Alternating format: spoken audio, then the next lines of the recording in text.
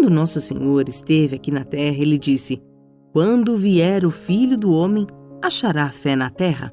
Bem, essa referência não é à fé pessoal, ao dia em que eu conheci o Senhor, mas ao que está em jogo na crença que há no corpo de Cristo sobre a verdade revelada.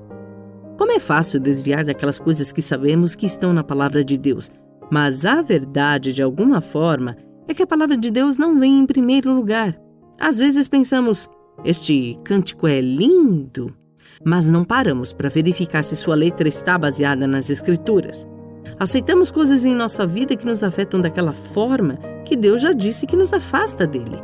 É aquele que professa ser cristão, mas rejeita deliberadamente a verdade revelada.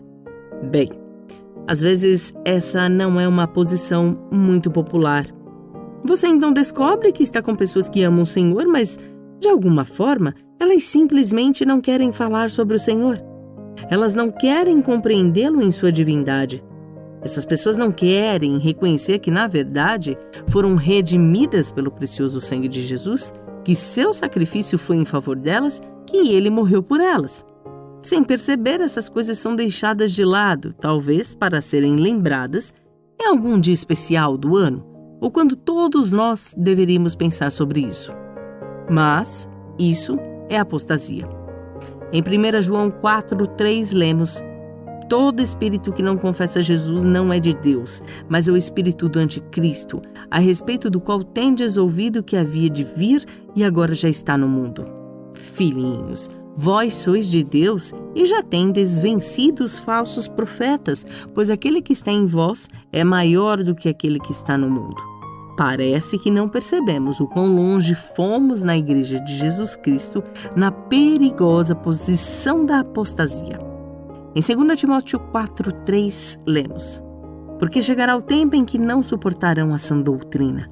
Em outras palavras, é assim: vamos só ler algumas histórias e vamos ouvir alguns cânticos legais, mas não vamos ficar tão presos na palavra. Não precisamos dela. O texto ainda continua dizendo: "Mas desejando muito ouvir coisas agradáveis, ajuntaram para si mestres segundo seus próprios desejos. E não só se desviarão os ouvidos da verdade, mas se voltarão para as fábulas." Eu tenho ouvido isso com muita frequência. Bem, não temos muitas pessoas em nossa igreja porque estamos firmes e elas não. Mas é interessante que quando você vê a situação do ponto de vista de Deus, pode ser que não haja muitas pessoas se reunindo naquele lugar, porque sobre ele está escrito anátema. Deus já foi embora porque ele sabe que a palavra de Deus, a compreensão da divindade de Cristo, a compreensão da obra da redenção de Jesus Cristo não é o ponto central. A alegria do crente não se completa e, portanto, ele não abençoa o que está acontecendo. Além disso, aqueles que não conhecem o Senhor não são atraídos, melhor dizendo. Aliás, por que eles seriam? Eles procuram um Cristo ressuscitado, procuram uma fé dinâmica, procuram a palavra de Deus viva. Por isso, eu gostaria de encorajá-la a sondar seu próprio coração hoje.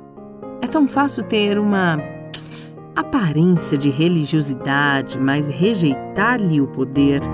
E o que o texto de 2 Timóteo 3:5 diz: "Afasta-te também desses, porque entre eles estão os que se intrometem pelas casas, conquistam mulheres tolas carregadas de pecados, dominadas por várias paixões."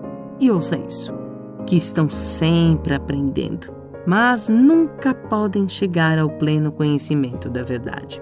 Eles até querem participar de tudo isso, mas de alguma forma não há uma realidade viva. Além do mais, isso não afeta apenas a vida deles, mas afeta a Igreja de Jesus Cristo. Este é o momento final e glorioso em que devemos ser luz em um mundo de trevas. Devemos estar baseados na palavra de Deus. Devemos proclamar aquele que é nossa própria vida e render todo o poder e toda a glória naquele nome que por si só é digno de receber a honra. A apostasia é irremediável. Não há resposta para ela, não há remédio para ela. A Bíblia diz que ela só aguarda o julgamento. O texto em 2 Tessalonicenses 2 é absolutamente assustador, pois mostra exatamente o que vai acontecer. É por isso que Deus lhe envia a atuação do erro, para vir sobre os que dizem não, ao vibrante e vivo Jesus Cristo, que é o único que pode transformar vidas, e tudo está baseado em sua obra na cruz. Que tal dizer obrigada?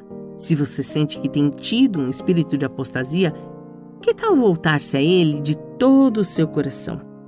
Espero que você diga: somente Jesus. É disso que se trata a minha vida.